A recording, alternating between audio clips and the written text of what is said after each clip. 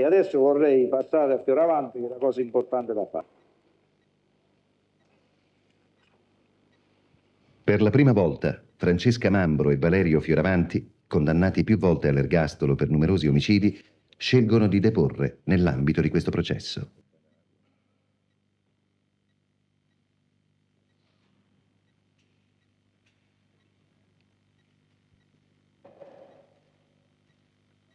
Buongiorno. Fioravanti, lei si chiama Fioravanti? Valerio. Valerio. Nato a? Rovereto in provincia di Trento il 28358. Nato a Rovereto. Il? 28358.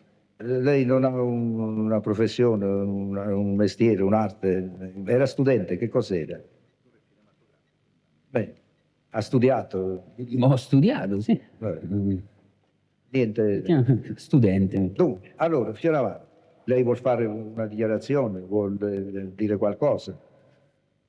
No, niente di particolare. Io non ho una particolare fiducia nei processi che vengono fatti a Bologna. Mi rendo conto che le motivazioni politiche sono molto più forti di quelle strettamente giuridiche. E ho scelto la Corte d'Appello perché è meno sfacciatamente faziosa sicuramente di quella di primo grado. E non sono mosso da un particolare rancore nei confronti di chi che sia, è semplicemente la mia una valutazione politica che purtroppo da questi processi qualche colpevole deve uscire e io in mezzo a tanti vasi sono sicuramente il più fragile e sicuramente toccherà a me pagarla questa storia. Ha ragione di ritenere che... Ho ragione di ritenere che 85 morti sono una cosa molto importante, molto delicata, molto dolorosa e che le pressioni esercitate saranno molto forti e ci vorrebbe una corte particolarmente coraggiosa e particolarmente forte per vincere queste pressioni. Lei a noi non ci dà questo coraggio. Non posso pretendere di trovare degli uomini così coraggiosi. Se li trovo ne sarò molto felice. Però ecco, è una specie di miracolo perché mi rendo conto che le pressioni sono fortissime, insomma. In ordine ai fatti di causa, lei che cosa vuole dire? Vuole dire qualcosa? Fatti di causa io li trovo inconsistenti, mi sembra che non è mai esistito nessuno che mi ha visto a Bologna, mai nessun pentito che ha detto di avermi visto a Bologna o di aver saputo da me di essere stato a Bologna. Tutto il resto sono chiacchiere. Ho fatto, noi la chiamiamo in gergo politica, per diversi anni e soprattutto l'ho fatto in maniera molto intensa, molto attiva. Molti ovviamente relativi alla giovane età, io sono entrato in carcere a 22 anni, insomma, io ho fatto molte cose. E di solito cerco di parlarne in un senso molto distaccato, molto, diciamo, in senso storico, saltando tutte le parti di polemica, di critica o di riflessione morale su quello che ho fatto. Mi piace tenere scisse le due cose. Questo dà quasi sempre l'impressione di un cinismo, di uno scetticismo, di una mancanza di senso morale. Questo purtroppo è la sensazione che si ha sempre. Io vengo descritto come una belva, anche se poi magari non lo sono, non mi interessa molto smentire questa cosa, però era il minimo di premessa che dovevo fare.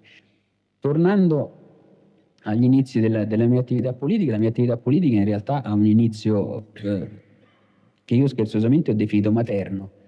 Io ho cominciato a fare politica solo perché la faceva mio fratello minore. La facevamo? Mio fratello minore, Cristiano. Cristiano. Siccome Cristiano aveva... Se lei ha cominciato a 14 anni, Cristiano ha cominciato ancora prima. Ha cominciato ancora prima. La chiamo in senso materno perché a me accadeva di tornare a casa la sera, dopo che ero stato a giocare a tennis, dopo che ero stato in palestra, dopo che ero uscito col motorino a fare i giretti miei, e di trovare mia madre preoccupata perché Cristiano non era ancora rientrato. Vai a cercare tuo fratello, vai a cercare tuo fratello, prendi il motorino, vai a cercare tuo fratello, saliamo in macchina e andiamo a cercare tuo fratello.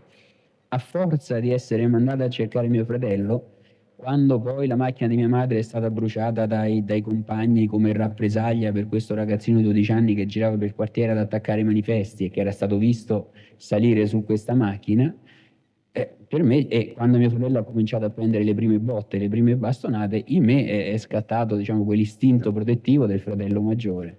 Senza tappe particolari, senza punti di svolta particolari, siamo arrivati nel corso degli anni, con una crescita graduale, dalla scazzottata alla bastonata, dalla bastonata alla coltellata, dalla coltellata alla pistolettata, dalla pistolettata alla raffica di mitra, siamo arrivati alla cosiddetta lotta armata, Violenza ha chiamato violenza.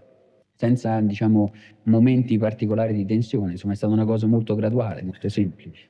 Questo è il mio excursus, insomma. Sì, però attraverso questo excursus esistenziale lei si è collegato a persone, è entrato in certi ambienti politici, ha avuto rapporti con questo o con quello. Ecco, se lei ritiene di... Una caratteristica fondamentale che è sempre stata riconosciuta al mio gruppo era di avere un carattere fortemente Ecco. territoriale, perché in realtà Sì. il gruppo più forte, quello che è sempre stato il gruppo più forte a Roma, era composto da tutti i ragazzi del nostro quartiere. Qual era il quartiere? Il quartiere era Monteverde Vecchio e Monteverde Nuovo, erano i ragazzi di Monteverde. Rispetto agli altri gruppi che operavano a quei tempi, era che, a differenza della classica strategia del movimento sociale, che era solo di contrastare in un certo senso passivamente l'esuberanza attivistica dei comunisti, noi Quindi il vostro contraltare, diciamo, era il gruppo di... Esatto, però c'era una strategia ufficiale, che era quella del movimento sociale, che era di reagire, diciamo, abbastanza passivamente, cioè di prendere le botte, restituirne una piccola parte, ma senza mai esagerare. La piccola caratteristica del nostro gruppo, dettato da un'età giovanissima e dalle tante botte prese, era che noi non volevamo soltanto restituirle, ma restituirne di più. Era, diciamo, un'aggressività in più rispetto ai climi normali. Non la definisco una differenza ideologica. Io l'ho sempre vista tipo i ragazzi della Via Pal o i tifosi della Roma e della Lazio, o in Inghilterra Rockers e Moz. Insomma, non c'era un vero scontro ideologico, era semplicemente che a quei tempi andava di moda menarsi tra bande diverse. Io al liceo avevo come compagno di banco E che cosa ha fatto? Il liceo classico? lo scientifico. Il liceo- Avevo come compagno di banco e amico di tutto quel periodo un ragazzo che aveva un incarico nella locale sezione del Partito Comunista, era un iscritto alla FIGC, che era, mi pare, responsabile della settore economica, e a me il compito di latino me lo passava sempre una ragazza che era d'autonomia operaia. Per cui il rapporto d'amicizia, il rapporto generazionale era salvo. Poi, se ci si rincontrava fuori, ognuno nei rispettivi schieramenti, l'amicizia della mattina passava in secondo ordine e si passava alla rissa. Ciò non toglie che io con questi ragazzi ci andavo a fare i compiti a casa, eravamo effettivamente amici, per cui lo scontro non era veramente ideologico. Sì, Sulle sì, cose più abbiamo elementari eravamo d'accordo. Abbiamo capito. Allora lei quando cominciava ad avere 16, Ma io 17 anni? c'ho avuto una pausa, perché per cercare di bloccare sul nascere questo sviluppo un po' preoccupante per i miei genitori, nel 74 sono stato mandato a studiare negli Stati Uniti. Per cui io ho seguito solo da molto lontano gli avvenimenti di quegli anni. Ricordo che Cristiano fu molto colpito dall'uccisione di Mikis Mantakas, che deve essere appunto di quel periodo. È una cosa che avvenne a brevissima distanza. Lei stava in America? Io stavo negli Stati Uniti, sì, mi arrivò una lettera di mia sorella che mi raccontava il dolore, la rabbia, la costernazione di Cristiano nell'aver visto morire questo ragazzo accanto a lui. Io ricordo, scrissi una lettera a mio fratello spiegandogli che in fin dei conti era giusto protestare contro una società che permetteva situazioni del genere, aberrazioni del genere, che morissero ragazzi di 17 anni, però c'erano altri modi per ovviare a questa forma di ingiustizia, e io lo cercavo di portarlo sulle mie posizioni. Insomma, siccome questo mio discorso fu accolto da mio fratello e dal suo amico più stretto, che era Alessandro Alibrandi, Sì. come la classica predica di quello che ha paura, o del borghese, o Sì, di quello sì, che non sì. può rischiare, io da quel momento in poi, unendo alcune mie rabbie strettamente personali, decisi di dimostrare a mio fratello che i miei discorsi non provenivano da una mancanza di coraggio, era una scelta intellettuale. Io avevo coraggio quanto lui, più di lui, e scesi sulle piazze con lui. Lo seguì in tutte le sue disavventure e lo scavalcai. Adesso vediamo un po' di concretizzare questa sua attività. Chiaramente, mentre queste cose accadono, succede che le amicizie si allargano, che si creano dei rapporti, che quello che era un qualcosa nata soltanto in una sezione, diciamo, locale, cominciano le amicizie con i ragazzi dei quartieri vicini, cominciano i cortei, le manifestazioni, Sì, questa è la questione cresce. conosciamo tutte queste cose. E ci siamo trovati alla fine, approfittando anche di un periodo particolarmente intenso, di un periodo particolarmente eccitante, in cui esisteva una controparte di sinistra che aveva un'attività molto interessante, molto, molto eccitante anche dal nostro punto di vista, perché noi osservavamo. Questa attività di sinistra lei la può denominare con un'indicazione? No, non la metto un'indicazione. A Roma c'era l'autonomia. Ma c'era tutto che ci andava bene, perché in fin dei conti le tematiche fondamentali Sì. dei gruppi dell'estrema sinistra, cioè un rapporto più semplice con le ragazze, un rapporto conflittuale con i professori, cioè tutte queste tematiche, diciamo, di liberazione a livello spicciolo, non prettamente ideologico, ma in un certo senso generazionali, stavano benissimo anche a noi, per cui se loro facevano un corteo di protesta perché la scuola era repressiva, la scuola sembrava repressiva anche noi, ne facevamo un'altra anche noi. Il fatto strano che poi se i due cortei si incontravano finisse a botte, quella era una cosa che davamo tutti per scontata. Quindi lei questa cosa la rappresenta quasi come un fatto ludico, diciamo. Ma io la rappresento come un fatto ludico e forse tipico. Penso che ogni paese, ogni generazione ha avuto i suoi scontri. Una volta litigavano fascisti anteguerra con gli antifascisti, in seguito c'è stata la lotta tra monarchici e repubblicani, e poi c'è stata fascisti e comunisti, adesso fanno romanisti e laziali, tra un po' faranno punk Perciò contro io ho usato il termine ludico. Io l'ho sempre letta in quei termini, ho detto io non ho mai odiato veramente l'avversario, cioè l'avversario è un avversario, è gente che mi vuole fare del male, a cui io cerco di rifarne, ciò non toglie che poi quando ci si incontrava in area neutrale, in zona neutrale, ci si trovava a essere d'accordo su moltissime questioni. E allora diciamo la questione montava, si arrivava alle grandi manifestazioni, si arrivava ai grandi cortei, ci sono stati diversi morti e da qui nasceva l'esigenza di un'organizzazione, diciamo, di tipo militare, anche se è una parola che a me non è mai piaciuta, insomma. Dunque, quando vi siete cominciati ad armare? Perché finché si facevano chiacchiere, si usavano le mani, i bastoni, questo e quell'altro. Adesso io l'anno esatto non me lo ricordo.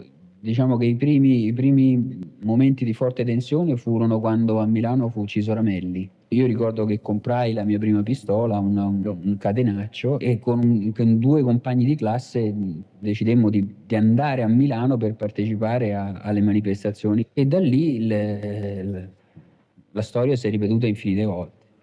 Ecco, ma si è formato a un certo momento un gruppo più o meno, diciamo, identificabile nelle sue persone? E il gruppo che è stato identificato in seguito come composto da me, Cristiano Alessandro e Franco Anselmi, che era il più grande di noi, che aveva perso 2 anni scolastici per una gravissima commozione cerebrale dovuta a un agguato che subì fuori scuola, e mi legai in maniera molto, molto particolare a lui perché era un ragazzo che a me piaceva moltissimo. Perché metti in evidenza questa figura di Anselmi? No, al di là del dato puramente storico, diciamo. Perché ma non so, io in termini così romantici direi era uno dei migliori sicuramente, era uno dei ragazzi più generosi. Quindi esercitava un po' il fascino dell'ascendenza spirituale, mentale. No, non c'era niente di spirituale, intellettuale. Purtroppo neanche, era semplicemente un ragazzo dal cuore d'oro, uno di quelli che appena c'era un problema ti davano mano, insomma, era la classica persona che aveva pagato già molto, perché era stato 3 mesi in coma, non ci vedeva quasi più per le botte prese, aveva perso gli anni scolastici, eppure come c'era da ripartire lui ripartiva, insomma era la classica persona che, pur avendo avuto già serissime conseguenze per il suo impegno politico, non si era ributtato nel privato, insomma non aveva paura, è questo che ti colpiva. Diciamo che il punto di svolta fu proprio questo rapporto con Franco, da lì nacque il desiderio di aiutarlo nella sua vendetta privata. Nel vendicarsi, diciamo, di questo. La sua era una questione, diciamo, un po' puntata, un po' complessa, perché lui era stato aggredito, tra gli altri, dal figlio di un alto funzionario statale democristiano.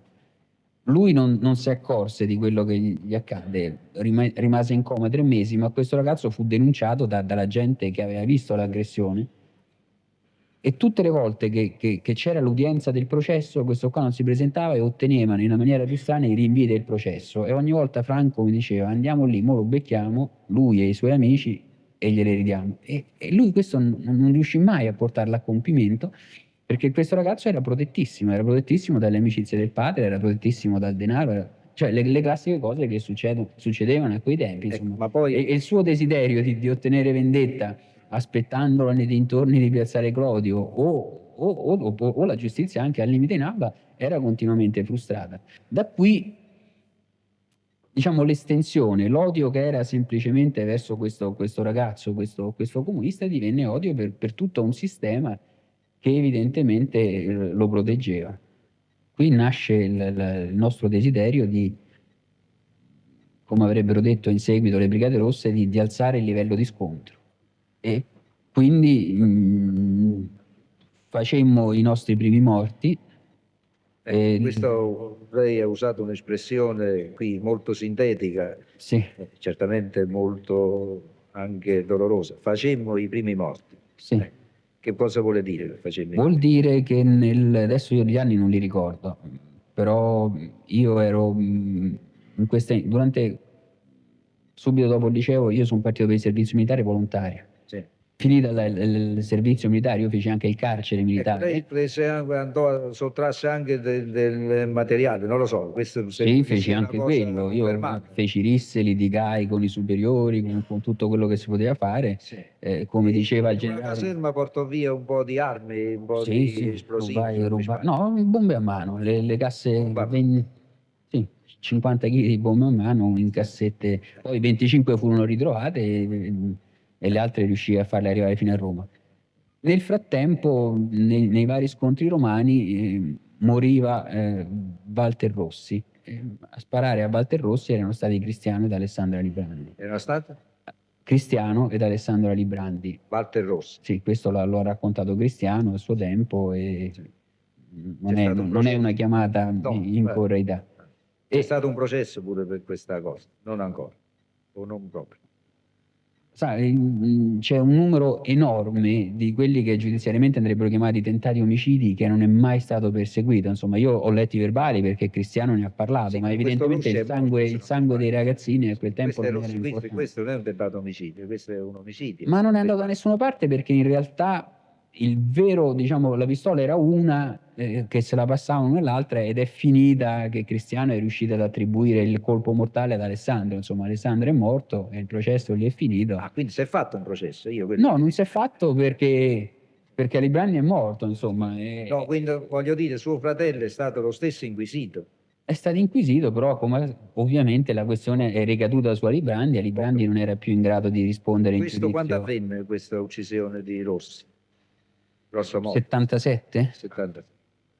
Io non mi ricordo gli Ecco, lei anni. perché richiama Io questo? ho il mio archivio Sì, personale perché, lì, che per ogni lei è più tanto precisa. il suo E, archivio è sua moglie. sì, perché lei sulle date, Una su giovane queste moglie la cose, definisce già ma un archivio. lei è molto più puntuale di me. Dovrebbe essere 77. 76. Dovrebbe essere. Vabbè. E questo fu, diciamo, il primo morto attribuibile al nostro gruppo, anche se questo primo morto in realtà arrivava dopo reiterati tentativi di fare il morto. Cioè, questo, diciamo, un po' cinicamente è riuscito, ma la questione era stata tentata diverse altre volte. Insomma, c'erano stati diversi accoltellamenti. Vabbè. Interrompiamo un attimo perché ho dimenticato una cosa importante, parlando del fatto che ero militare. Durante il militare io tornai per una licenza, c'erano stati due fatti molto importanti. C'era stata a Calarenzia nel frattempo, cioè una sezione missina all'esterno della quale un gruppo dell'estrema sinistra passò e sparò sulle prime persone che vide uscire da questa sezione. Erano due ragazzi di 17 anni. Negli scontri che seguirono nell'immediatezza, un capitano dei carabinieri uccise un altro ragazzo di questa sezione. In una sera ci furono questi tre morti con molta rabbia da parte nostra. Insomma, due li uccisero i compagni, uno lo uccisero i carabinieri. Allora? Ci furono scontri di una certa rilevanza. Questo avveniva a gennaio. Io però i miei lo so sicuro se becco i tempi giusti. Questo è. E vedi che ho sbagliato? No, perché io, cioè, Gennaio 78. Era il Eravate, 78, c'ha ragione, lui è il le 78. date, Difatti, vede, io c'ho seri problemi con le date. Erano anni che si assomigliavano tutti moltissimo. No, è il 78. E allora cosa succede? Succede che noi mettiamo a parte dei grossi scontri che sono andati avanti per 2 giorni con le forze dell'ordine, noi mettiamo in campo per una delle date storiche del nostro piccolo ambiente, che era il 28 febbraio, cioè la data della morte di Mantakas, data che noi ogni anno cercavamo sì, in qualche modo di celebrare i passi a Roma. col sangue. Ogni anno il 28 febbraio si cercava da parte nostra di vendicare Mantakas in una certa maniera.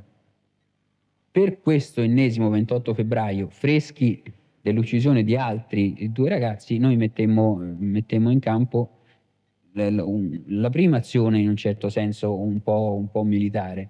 C'era giunta dal carcere la convinzione di qualcuno che era convinto di aver identificato l'area di provenienza dell'attentato ad Accadarena.